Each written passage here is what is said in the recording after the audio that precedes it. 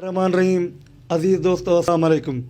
अल्हम्दुलिल्लाह जियां त 4 मार्च 2021 बरोज़ ख़म्स सुबुह 9 बजे खां ज़ोहर नमाज़ ताईं शाह रुकन आलम नूरी हज़ूरी कॉन्फ्रेंस व एसाल सवाब उर्स मुबारक पीर गौस बख्श हाशमी कुरैशी, पीर शरफ़ुद्दीन हाशमी कुरैशी, पीर साईं सांवर शाह कुरैशी हाशिमी ऐं पीर सखी अली अनवर शाह हाशिमी कुरैशी जन जो 12 उर्स मुबारक कयो वेंदो, जंहिंमें गौसिया लंगर आम जाम हूंदो जेको ज़ेर सदारत पीर मुमताज़ हुसैन कुरैशी ऐं ज़ेर सरपरस्ती साईं ग़ुलाम आबिद हुसैन कुरैशी हाशिमी ऐं उनजो जुमिला ख़ानदान अता करणु फरमाईंदा, जंहिंमें नामवर उलमा मुफ़्ती इनायतुल्लाह सिकंदरी दरगाह अलिया पीर भागार जे ॻोठ खां तशरीफ़ फरमा थींदा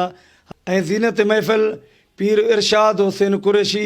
अल्हम्दुलिल्लाह केतिरा ई गौसल आलमीन जा गुल हिकु न इंशा अल्लाह काफ़ी गौसल आलमीन जा शहज़ादा उन स्टेज ते मौजूदु हूंदा।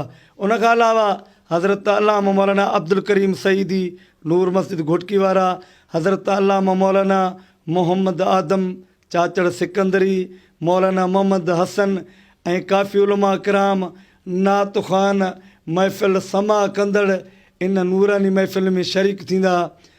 इंशा अल्लाह इहा भलारी महफ़िल आहे।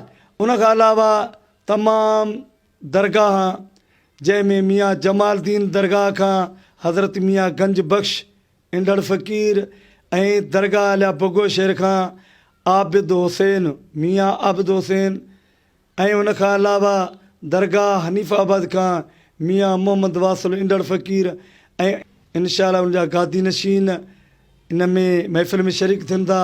तव्हां सभिनी खे अक़ीदतमंदनि खे मुरीदनि खे दावत अर्ज़ु रखिजे थी इन रूहानी महफ़िल में शरीक थी सवाब दारेन हासिल कंदा।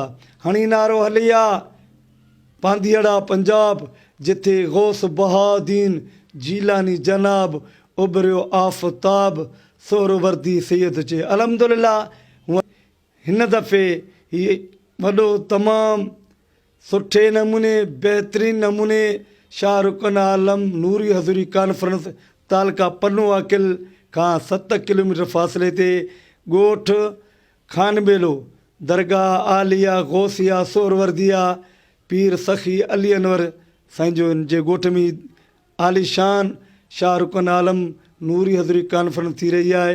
तव्हां सभिनी खे शरीक थियण जी दावत अर्ज़ु रखिजे थी, जंहिंमें गौसिया लंगर आम जाम आहे, दीदार बि जाम थींदा, आख़िर में दुआऊं ख़ैरु थींदियूं, महफ़िल समा कई वेंदी, नात ख़्वानी कई वेंदी, दुआऊं घुरियूं वेंदियूं इंशा अल्लाह।